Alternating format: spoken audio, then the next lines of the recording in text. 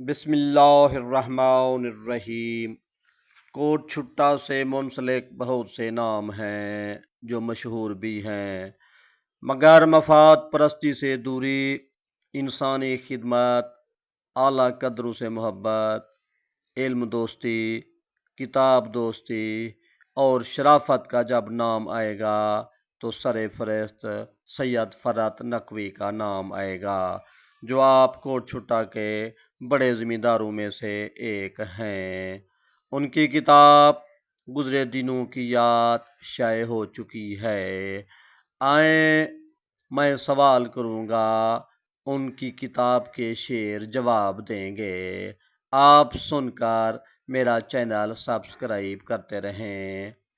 میرا سوال ہے، قبلہ شاہ صاحب، آپ کا نسبتی رشتہ کس سے ہے؟ ایک رشتہ اخلاص کے غم سے ہے، بس ایک نسبت خیر امم سے ہے۔ میں نے شاہ صاحب فرحت نقوی سے پوچھا، آج کل کیسی گزر رہی ہے؟ جواب آیا، نرم ملائم چہروں والے خوش رہتے ہیں، دل والوں کو دھڑکن دھڑکن غم ہوتے ہیں۔ زخموں کے احسان ہیں کہ بیدار ہیں ہم، اچھا لفظ کہاں جو زخم ہرا کر دے۔ شاہ صاحب کوئی نعتیہ اور حسینیہ شعر تو سنائیں۔ جواب سنیں، اسی کے در سے ملی ہے انسان کو ہدایت، جہان کہنا کو اعلیٰ قدروں سے بدل ڈالا۔ اسی طرح حسین نور کا منبع، حسین مشعل دین، حسین شمع شبستان پر ہمارا سلام۔ شاہ صاحب آپ اپنی زندگی سے مطمئن ہیں؟ جواب آیا، اقدار پر نثار ہوئے مان بھی دیا، ہم نے ہمیشہ ساعتوں کو سرخ رو کیا۔ فرحت پسند لوگ ہیں، رسمیں نبھائیں گے، رشتہ ہمارا دوستو تاریخ فکر کا۔ آج کل جو اسرائیل امریکہ کی مسلمانوں کے ساتھ جو رویہ ہے، آپ کیا کہیں گے؟ چھوٹی قوموں کا جیون ہے میمنے سا، چھوٹی سی حرکت پہ بھیڑیا دھاڑ اٹھا۔ قبلہ شاہ صاحب آپ دوستوں کے بارے میں کیا کہیں گے؟ اچھا نہیں کسی کو کوئی بے وجہ ستائے، آپس میں دوستوں میں کیوں بدگمانی آئے۔